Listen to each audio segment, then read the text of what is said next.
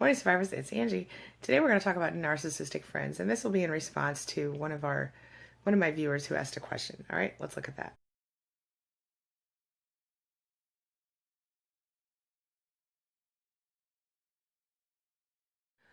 So before we start this video, let me tell you a little story. When I was early 20s, right after I became a single mom, I worked at this company, and I met a friend there who was also a single mom. Initially, we got along great, and we even hung out outside of work and had play dates with our kids and everything.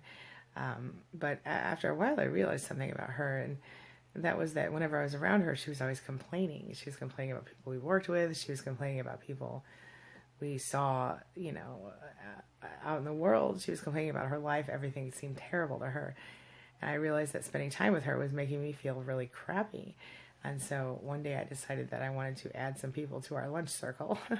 She didn't like that. And so unfortunately, she walked away instead of remaining friends with me. Well, that took her, took me to a better place, but took her to a terrible place. And that's just one example of someone, when you get tired of sitting around and at lunchtime every day and listening to somebody complain about everything in the world. And I finally even said to her, look, you're really negative, and it'd be really cool if we could focus on some more positive things. So what are some things that are awesome? And she never could see it or feel it. So I think this is a very interesting question. So let's go ahead and talk about it. What are 10 signs of a toxic friendship?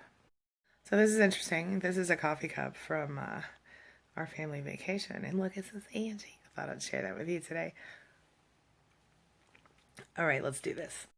So we're just going to make this easy today. We're going to talk about 10 things that show that you can identify, 10 ways you can identify a toxic friend, all right? So let's get started. First thing I should tell you is a lot of people will overlook the possibility of a toxic friend, and that's because you don't expect to see that in your friends as opposed to your family members or people that you work with. But one of the first signs of a toxic friend is a person who's just very negative all the time. They always see everything in the worst possible light, and they want to try to drag you down with them, with their negativity, even though they may not realize that's what they're doing. But inevitably, when you spend time with this person, you find yourself exhausted and tired and kind of cranky because you've absorbed all of this negative energy that they've spewed your way. So rather than ever seeing the positive side, they'll always see the negative of everything. And then, of course, if you're talking about toxic friends, they will hardly ever listen to your problems or concerns.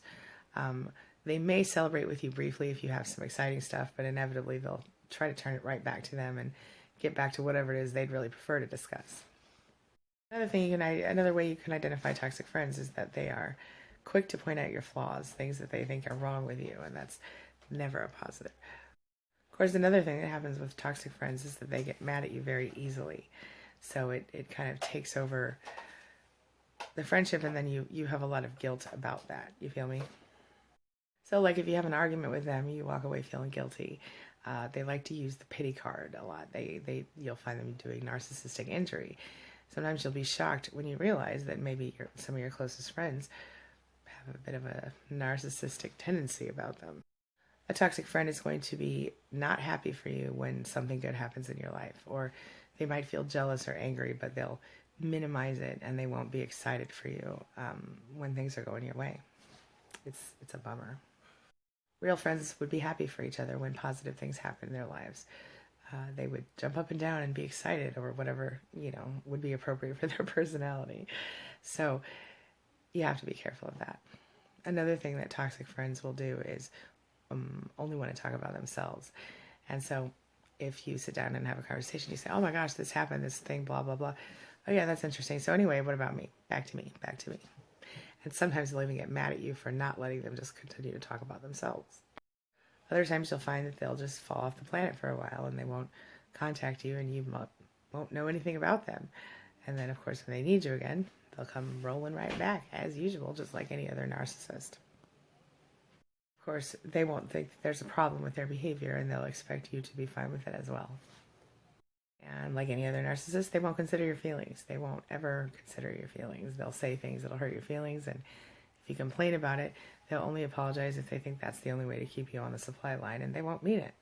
And they'll go back to usual, back to their standard ways quickly. And if you have experienced narcissists in your life, then this won't surprise you. But if you haven't, you might be shocked by it and not know how to deal. Another sign of a toxic friend is they'll pressure you to do things you don't want to do. Now, this can, show up in the form of peer pressure or whatever, but it can also show up in the form of general, what's the word I'm looking for here? It can show up in ways that will shock you. Let's just put it that way for now. So, for example, they'll ridicule you if you won't do whatever thing it is they want to do, or they'll tease you, or they'll make you feel guilty. Sometimes you'll end up doing things you don't want to do just because you're tired of that person harassing you about it, if that makes any sense. So you might even, depending on your age and your propensity toward bad things, you might even be convinced to commit crimes that could change your life in bad ways. Or you might be convinced that you want to try things that, ethically speaking, you wouldn't otherwise try. And if you don't do that, you might feel guilty, and even though you should actually feel good for making the right choice. Does that make any sense? A toxic friend will encourage you to do whatever bad things they have in their mind, or things that you wouldn't otherwise do. A healthy friend might do something like help push you to go outside of your comfort zone into a place that would make your life better. A narcissist doesn't care about that, and so whether they're your friend or not, they will intentionally push you toward whatever suits them, whether it suits you or not, whether it benefits you or hurts you. It doesn't matter. They want what they want when they want it. For example, if you have a choice between paying your rent this month and loaning that person money, and that person might say, oh, come on, just loan it to me, I'll pay you back in time for you to pay the rent. Of course they never do. And that's a good hallmark, if they would put you in danger or in at risk in order to appease their own needs, without consideration for your own. Just like any narcissist, they have no empathy. And the final hint for today, the final clue that you're dealing with a toxic friend, is that they aren't willing to change, and even if they pretend they're willing to change, they really won't, because they don't think anything's wrong. They think something's wrong with you if you complain about their behavior and their treatment of you. You feel me? So, yeah. So, let me ask you a question. Do you have any toxic friends? Do you think you might know someone who could be a toxic friend in your life? Or have you experienced that before? I have. It's interesting. So leave your comments below and tell me what you think. As always, thanks for being a part of my day and a part of my life, and thanks for letting me be a part of yours. I'll see you soon.